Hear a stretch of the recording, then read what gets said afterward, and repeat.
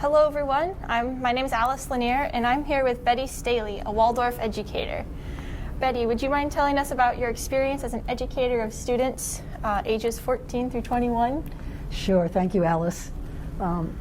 So I started out actually as an elementary school teacher, and then my students got to 8th grade and they wanted to have a high school, and so then we began the whole adventure of high school. And I loved it and stayed with it for a long, long time.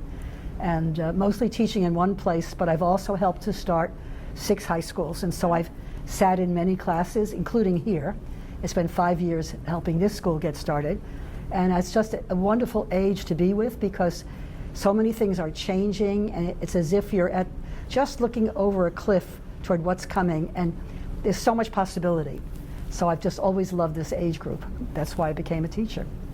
That's wonderful. I know I've seen that too as a student, as like each grade comes in and you see the changes as they grow Absolutely. And graduate. It's fascinating. And also I now am in contact with many of my former students, the oldest of whom are 61 years old. Wow. Yeah. You've got the whole range. The whole range. They went over that mountain. And they went over the mountain. See all yes. of it. Moving on, I've heard that you're an author of some books on Waldorf education and biography, and would you tell us a little bit more about those? Sure. Several are on adolescence itself, on these Venus years. Others are on curriculum, particularly on Russian literature and on Africa. And then several books on adult biography. So they're psychology books. So there's different ones, and I also have one children's book. Oh. I was wondering, is the children's book one to like read to kindergarten students? Exactly. Or? It's Okay. called Ow and the Crystal Clear. Oh. It's basically, I wrote it for a child that I worked with who had terrible temper tantrums. And so I made up this story about a child who was sick in bed and feeling bad, and this little gnome would come and pinch her and enjoyed hearing people call his name, Ow. And then the problem is he's lonely, he doesn't have any friends. And then when he's invited to go with others, eventually he changes and he wants to be forgiven. Oh. So. That sounds like a wonderful story. My mom teaches kindergarten. Yeah, so this is exactly. I'm going to have to recommend that to her. Yeah. Developmentally, what is happening during the Venus years, and maybe what exactly are the Venus years for those who don't know? Well, the Venus years are 14 to 21, and it's one of the biggest changes in life on a lot of levels. So if you compare 7th grade with, say, 10th or 11th grade, it's enormous. And one of the things is that when you're in 7th grade, 6th, 7th, or 8th grade, basically you have 50% of your brain developed. And by the time you come into 16, 17, you're about 80%.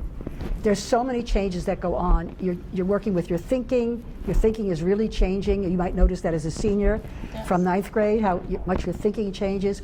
Your whole feeling life changes. You're involved with so many more feelings. You're able to control those feelings a little bit better. And then you want to be active and do things as well. One of the biggest changes really is, I'd say 2 things. One is somewhere around 10th or 11th grade, getting a sense of who am I? Why am I doing these things? What do I want to be? What's the most important thing in life? And if I'm doing something because of pressure, I can do something to change that. And that usually somewhere starts around 11th grade, may go into 12th grade.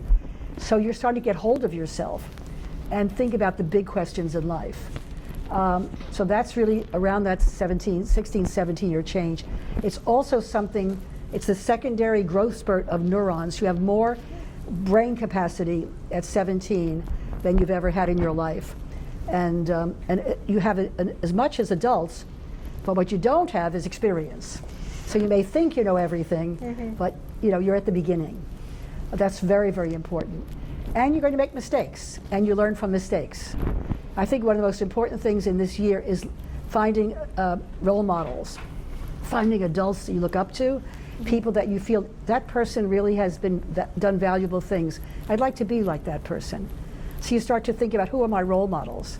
Is it just an actor or a movie star or a singer, or is it someone closer to me, maybe a teacher or a coach or an uncle? So you're starting to look at, who are the adults in my life and what can I learn from them? And that usually takes you more into your senior year and beyond.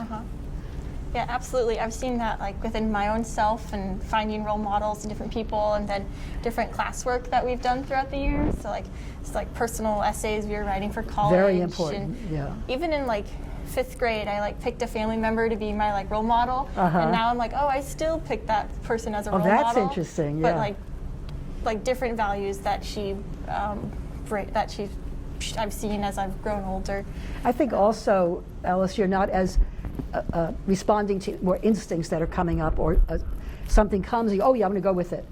But as you're getting into 17 and 18, it's more, can I respond rather than react? Yes. Can I for take a sure. little more time to think about this?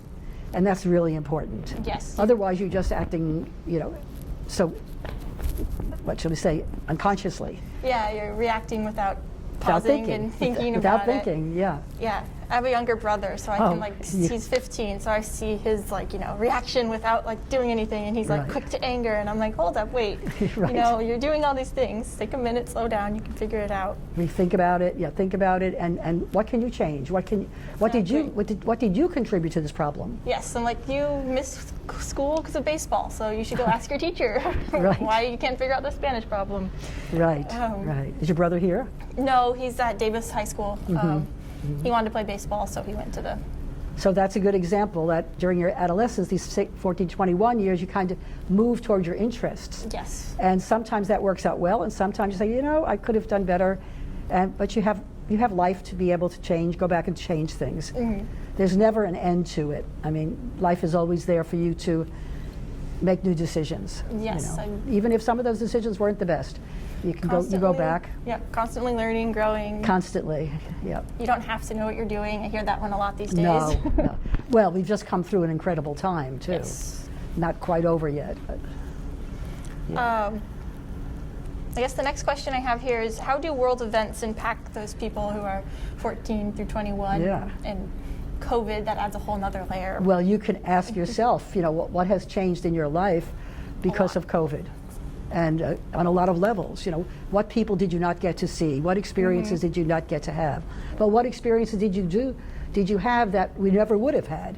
Can you imagine having spent these 2 years not really being able to be with each other, or the time you were on screens and so on, and how has that impacted you? Did you lose your connection with school? Did you gain a better connection? What was that like to be disconnected from your class and from your teachers? So that's a big one. Think about the young people in Ukraine right now. Yes. I mean, what's happening if you are an adolescent in Ukraine and your house is being bombed, or you're old enough to think, I'm going to go fight? Big changes that will affect them for the rest of their lives. Or they're being evacuated to a place they don't know. Schools have closed. I mean, it's a tremendous change. So world events are really important, really important. So in my high school years, it was the 60s, end of the 50s, and it was still segregation. So I lived in Florida for 4 years, and I experienced the signs over the water fountain, colored only, white only, over the bus stops, and that really affected me, and I got very involved in civil rights after that, because it was just so wrong. So yeah. Yeah, I feel like a lot of people now are really into the environment and environmental justice. Absolutely. And we're seeing that with climate change, and I know we learn a lot about that in environmental science class. Absolutely, It's yeah. intertwined with everything. Yeah, and that was something we didn't even talk about back when I was a teenager, because it wasn't the issue then. Yeah. It was much more war and peace and those kinds of, and civil rights, human rights. That was a time before women had equal rights. Yeah, hard to imagine. It's very hard to imagine, but I have friends my age who could not get a credit card in their own name recently. People are still learning. Yes, for sure. That women are their own people. Yes, I know with my grandparents, and they're very accepting and all that, but they're also still learning, and the different lingo and what to say, what not to say. My grandpa still believes in having a gun, and I'm like, you really don't need a gun. Right. Even though you were a CHP officer. Oh, I see. Yeah. I mean, I'm still struggling with getting the right pronouns when I'm talking to people. Exactly. That's all new. Yeah. It's exciting, and Yes. I think your generation is wonderful. I think there's so many changes that are happening, and yeah, I have a lot of confidence in what your generation is going to be doing. Yeah, I think there's a lot of positive influence and good things coming. Yeah.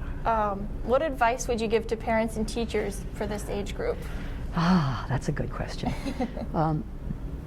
First of all, be interested in them. Be interested in what they think, what they're doing.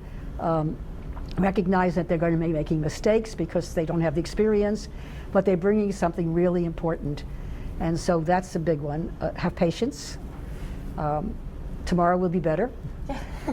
Patience is a virtue. Yes, but especially because the big thing that's happening in these years is this moving to coming to your own terms of what's important, to think your own thoughts, not taking somebody else as a what should we say, as the model that you're going to copy. You don't copy other people's thoughts. You have to come to your own thinking. And I think that's a really big one, is to develop your own thinking and trusting yourself. Yes. Trusting yourself that what you're thinking is meaningful. Yeah, I feel like that's really like highlighted in Waldorf education Yeah. specifically. Yeah. I think like it's I'll true. talk to friends who aren't going through a Waldorf program, and they don't seem to use those critical thinking skills That's like, as interesting. much, and they like use their Yeah, textbook that's a- answer, and it's like, oh, but there's a lot of other things you can.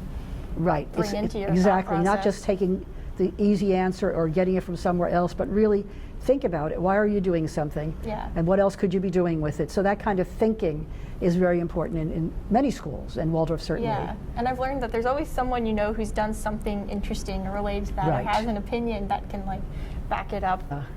Is there anything else that would be important for people watching to know? Anything else you want to share? Well, the term I've used, and it's actually the name of one of my books, is called Between Form and Freedom. And I think that that's really what's happening in these Venus years. You're in between form, where you want to conform to everything, you want to fit into somebody else's form. You want freedom, but what does freedom mean? Yeah. And learning to take freedom in a very responsible way. But you're caught in between. It goes back and forth. You may seem very mature, but then you do something really stupid. we all do that, no matter what age we're in. Yes. But particularly during this age. And so it's having responsibility for what you've done, and knowing that you're in between these two experiences, and you can get too much into form and want to make everything exactly the way somebody else wants it to be, or too much into freedom, Yeah. where you think, I just want to do everything I want. Say in your behavior, in your work, in the way you relate to people, and during these years you're trying to bring a balance, to come into balance. Yes, I think that's important for people and students and educators to remember, that they're trying to find that balance in Absolutely. their students. Well, that wraps it up for all of my questions. Very good. Thank Very you. Good. Thank you, Alice. It's very fun.